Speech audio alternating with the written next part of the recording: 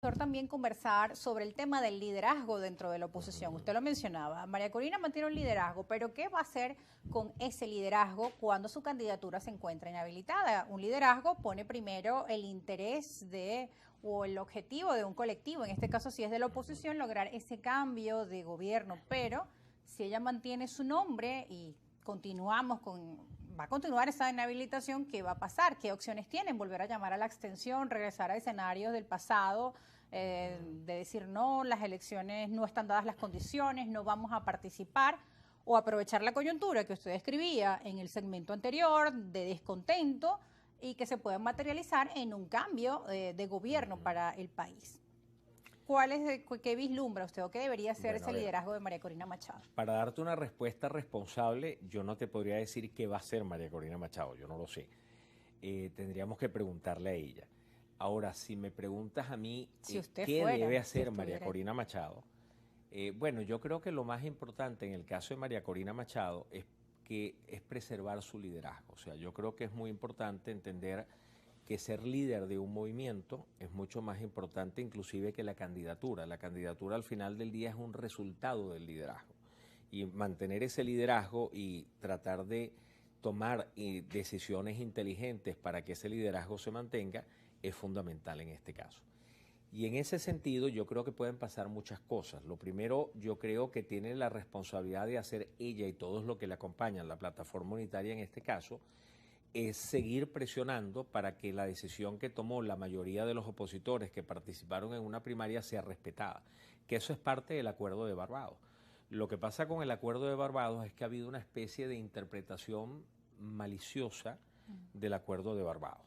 ¿En qué sentido digo que una interpretación maliciosa? Bueno, porque se lee la letra y se interpreta a conveniencia y no se está tratando de apegarse al espíritu de lo que fue el acuerdo de Barbados.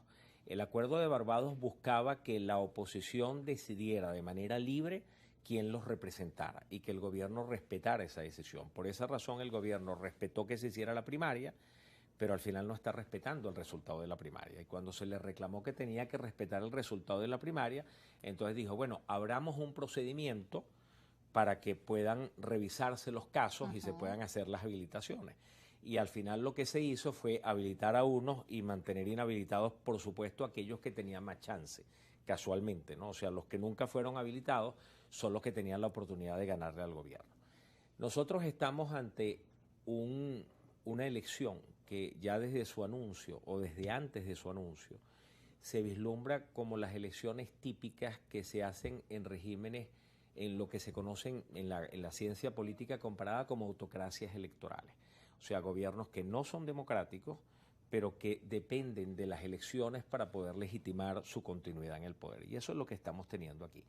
¿Y por qué digo que estamos teniendo eso aquí? Bueno, porque esas elecciones tienen características muy especiales.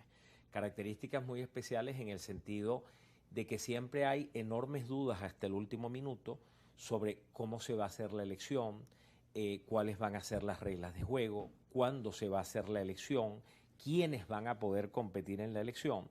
Y resulta que muchas de esas dudas todavía están, sabemos cuál es la fecha, pero todavía no tenemos muy claro, por ejemplo, qué partidos van a poder postular, porque hay muchos partidos que están intervenidos o que están ilegalizados y que no van a poder participar. Todavía hoy, por ejemplo, no sabemos si la tarjeta de la unidad va a poder utilizarse en esta elección. Recordemos que hace dos elecciones atrás, en la parlamentaria del 2020, creo, no se pudo utilizar, pero sí autorizaron su utilización en la regional y municipal del año 2021. Entonces, ¿cuál es la respuesta a ese tema? Entonces, lo que vas a tener siempre en elecciones de esta naturaleza es que hay muchas dudas sobre las reglas de juego, tratando de tener el gobierno mucha certidumbre sobre el desenlace de la elección. O sea, en otras palabras, hacer una elección que yo pueda controlar para que no me sorprenda y me saque del poder. Mientras que en una elección democrática es todo lo contrario. Tú tienes una enorme certidumbre sobre las reglas y tienes una gran incertidumbre sobre cuál va a ser el resultado, porque como las reglas colocan a todos en una cancha totalmente horizontal, una cancha equitativa para todos, pues nadie puede garantizar que va a ganar hasta que la elección ocurra.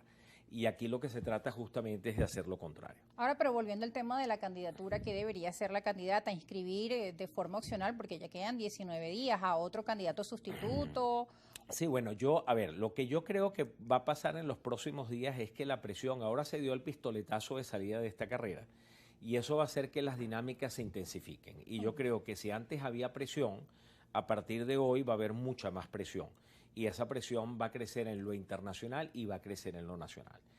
Llegado el momento en que si se logra o no se logra el resultado, se va a tener que tomar una decisión. Por supuesto, si se logra el resultado, se inscribirá. Si no se logra, tendrá que tomar una decisión que digamos que tiene ciertos límites, por decirlo así. ¿Y en qué sentido tiene ciertos límites? Bueno, hoy en día nadie ha planteado, incluida ella, de que no se va a ir a la elección. Se ha dicho hasta el cansancio que nadie nos apartará de la ruta electoral. Entonces, por lo tanto, cualquier decisión que se tome tiene que ser apegada a la ruta electoral. Después yo recuerdo cuando se habla de sustitución, que a mí la verdad es que no me gusta hablar de sustitución. Bueno, y el grupo de 20 Venezuela tampoco. Cada vez que se pregunta por sustitución dicen que esa no es la vía, que van hasta el final y más allá. Yo creo que la plataforma unitaria de alguna manera también ha dicho no debemos hablar de sustitución, sino básicamente defender lo que ha sido la decisión de la mayoría el 22 de octubre. Pero cuando llegue el día de la inscripción... Pero yo quiero recordar un caso histórico que es muy importante y que de alguna manera pueda tener analogía con el caso venezolano. En Myanmar, Birmania, había una líder que se gana el Premio Nobel de la Paz, que por cierto es hija de una figura militar muy importante de Birmania, que sigue allí, que es Aung Suu Kyi. Y Aung Suu Kyi, la Junta Militar de Birmania, le impide ir a la elección, haciendo un cambio en la Constitución para que nadie que esté casada, que haya contraído nupcias con un extranjero, pueda inscribirse para una elección. Ella estaba casada con un británico, ella estudió en Oxford, se enamoró, se casó en el Reino Unido y resulta que eso fue un impedimento para que ella pudiera ser presidenta. Bueno, ¿qué hizo ella al final del día? Ella decidió quién la representaba. Ella mantuvo el liderazgo de todo el movimiento, lo sigue manteniendo del movimiento democrático hoy en día, con cuestionamientos como es normal después de tantos años de lucha, pero ella decidió quién la representaba en este proceso. Entonces aquí no podemos hablar, en el caso de Birmania, propiamente de una sustitución, sino de alguien que asume la representación de ese liderazgo. Y eso permitió que Aung Suu Kyi, que todo el mundo siguiera mirando a Aung Suu Kyi, que todo el mundo estuviera pendiente del camino que Aung Suu Kyi señalaba, aunque la persona que prestaba su nombre para estar en el tarjetón electoral, por decirlo así, fuera otra persona.